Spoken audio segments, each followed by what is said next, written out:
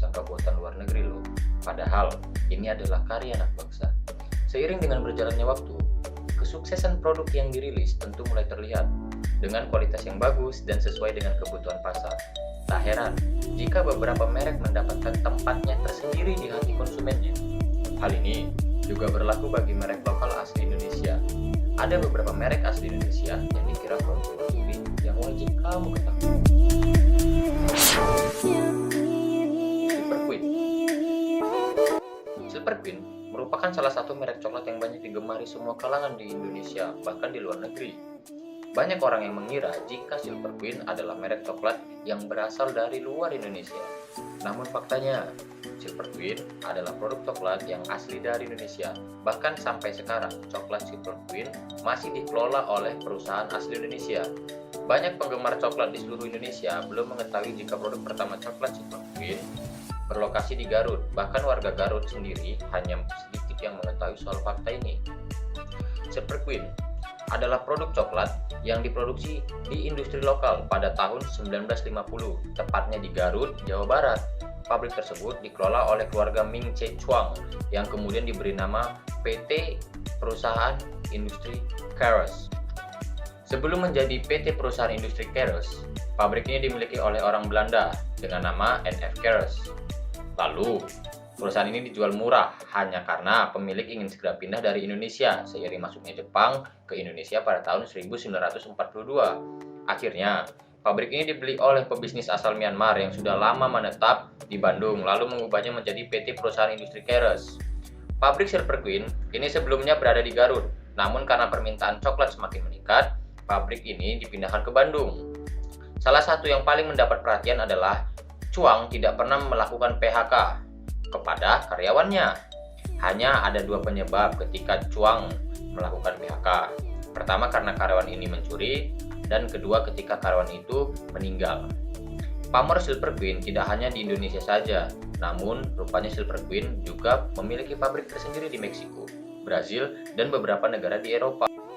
Bahkan sekarang ini Petra Food selaku induk PT Perusahaan Industri Keros telah menjadi produsen coklat nomor 3 di dunia.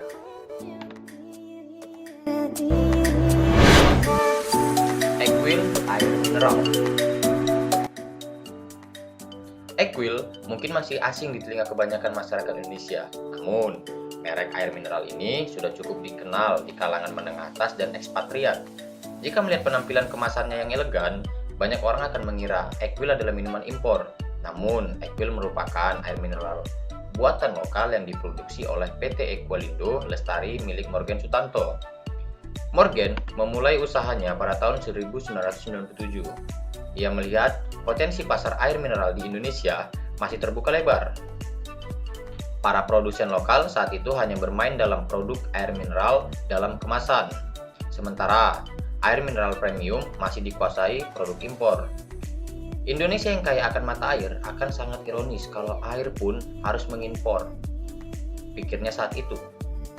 Terdapat sejumlah standar ketat yang harus dipenuhi untuk bisa memperoleh izin merek air mineral alami, natural mineral water, di antaranya yaitu berasal dari sumber mata air, tidak dilakukan treatment apapun, serta dibotolkan langsung di lokasi sumber mata air tersebut. Equil dikemas dalam botol kaca hijau dengan elektrik elegan. Ia memiliki dua varian produk yaitu natural dan sparkling. Harganya pun relatif lebih mahal. Satu botol Equil 380 ml setara dengan 20 kali harga air mineral kemasan biasa. Karena kemurnian dan kandungan mineral anorganik yang dimiliki, produk Equil juga digunakan untuk berbagai terapi kesehatan. Hingga saat ini, Equil adalah produk produsen lokal satu-satunya yang memegang merek air mineral alami, produk yang berasal dari mata air Gunung Salak, mantap bersaing dengan air mineral impor asal Prancis seperti Evian dan Perrier. Jiko.